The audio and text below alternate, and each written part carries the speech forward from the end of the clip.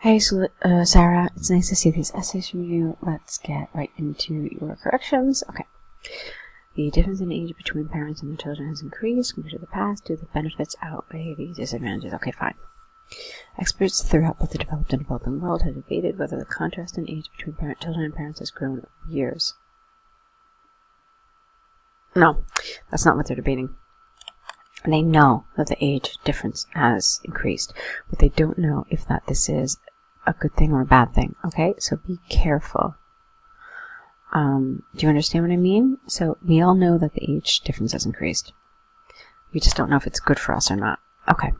Some believe that this matter can have more drawbacks than benefits, which I personally strongly agree with. This essay will provide both sides. No, they will discuss both sides using examples from the UK government to demonstrate points and prove arguments. Fine. On the one hand, there is ample evidence that, at the present time, parents prefer to have children at a late age. Thus, they spend their youth exploring the world and developing their professional future.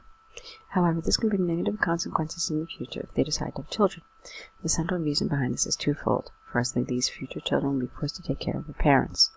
As a consequence, they will adopt, with an O, not an A, mother and father very soon. Why? Why do you say that they will adopt the rule? Because they have to take care of their parents? Okay. Secondly, health issues and medical problems are more common in older parents just because they are aging.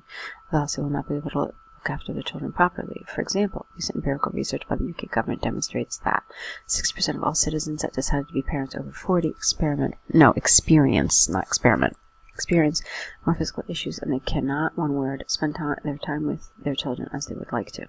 Therefore, it is conclusively clear that if the space between parents and children's apostrophe age is considerably big, children will spend plenty of time of their youth looking after their parents. Okay, fine. On the other hand, although there is a fact that age... no, you can't use this like this. On the other hand, get rid of this word altogether. There is the fact that this age difference can benefit children. This is largely because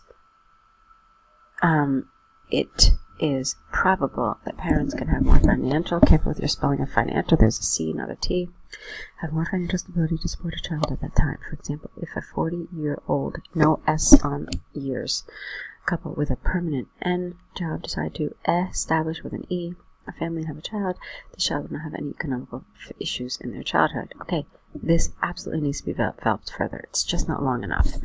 And take a look at this. Giant paragraph, enormous, huge, and then you've got like 4 little lines for this.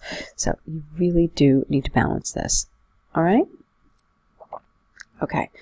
You had said that there are more drawbacks, and you agreed. Okay.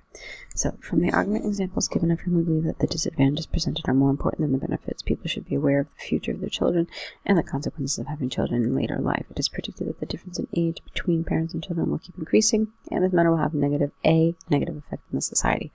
Alright, so Sarah, check it out. You've told me really clearly that you think the drawbacks are stronger. Yes? Great. So, you need to reverse these paragraphs. We always put the side we support second. Okay, so first we talk about the side we do agree with. No, sorry, let me repeat that.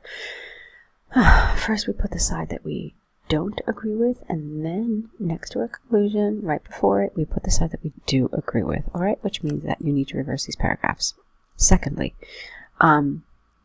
you're supposed to really kind of balance these paragraphs as much as possible. So this one was like, I don't even know, 12 lines, and this one was 4. It's like 1/3 the length. So that's not balanced. You really needed to develop this paragraph further. There were tons of things you could have said. You could have said that one of the benefits of having children later in life is that parents are more mature, right? So they've done all their living, they've done all their wild and crazy youthful things that they needed to do, and now they can focus purely on the upbringing of their children. Alright, so that's another benefit. Yes, of course, they are financially more stable, and you could have developed that a little more. So with the added maturity, with the added age comes maturity, so people have more patience. People, they're not so egotistical and not so impatient, and so and they also have more life experiences to share with their child when they're older. So I'm just trying to give you some ideas about how you could have developed this paragraph a little more. All right? Okay. On the whole, though, it was nice, but this is a big deal that I want you to fix, as well as the difference in size of the paragraphs. All right, this is your cover letter for the job. Let's see. Dear Sir, Madam, I am contacting you with reference to the job vacancy that I saw last Monday on the site. For I would have said the position of Spanish teacher, capitalized S, capitalized T. It's a title in the Academy Group Europe. Fine. I firmly believe that I have the requirements, careful with your spelling, that you ask for. Firstly, I have a degree in education as a Spanish teacher, capital, as a second language. No. Spanish as a second language. Hold on. What did we say? I have a degree in education. Oops, sorry. I don't know when that happens sometimes. Let me see if I can reduce it. There we go. Okay. I have a degree. You know what it is? It's teaching Spanish as a second language. That's what we call this.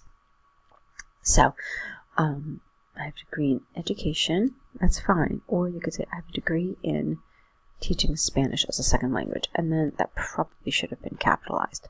Secondly, I spent, with a T, my last 3 years living in the capital of Spain with a native host family, 2 words. So I have a great, not a dominion, I have a great command of the language. That's the word that really belongs here. I'm incredibly excited about this position. I believe that my responsibility and energy will fit perfectly in this company. Okay, fine.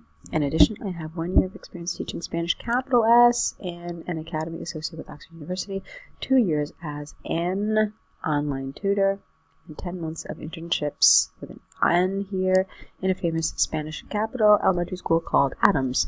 I attached my CV in another document as you asked, and if you require any further no capital information, please do not hesitate to ask me. Yours faithfully. Okay. So, apart from those little capitalization issues, it's pretty good. There's one thing that I want to point out to you, okay? Yes, you did this. Yes, you did this. No, you didn't do this. At least not enough. You're supposed to expand on these bullets as much as you can without getting too into detail and not going overboard, okay? But you definitely provided enough information on this. You provided enough information on this, but this, you provided one little sentence and I didn't feel it was enough. All right, here it is. I'm incredibly excited about this position and I believe that my responsibility and energy will fit perfectly in this company. I want to know more. All right, it's not developed enough. So you could have said a ton of things. You could have said that I have always really been excited about Group Europe because I know that you use modern cutting-edge teaching methods and, the newest types of technology in order to educate students. And, because I've attended tons of seminars on technology in the classroom, this is such a great fit and I'm so excited. And okay, so stuff like that shows enthusiasm. That shows energy. So, you told me you have responsibility and energy, but you never really told me why, okay, or how. You have to back it up. It's just like an essay. You still have to back up your claims, all right? So, nice on the whole. Another thing I want to point out to you is that this is a formal letter, so avoid this. 3, 1, 2. What do I mean? I mean, write the word out, okay?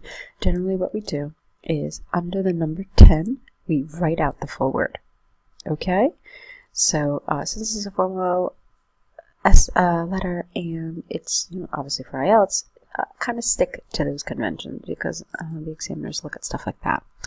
All right, Sarah, good job. Now what you need to do is correct it and write your error correction list. Add the errors to your error correction list. Careful with all those Spanish capital and all those things.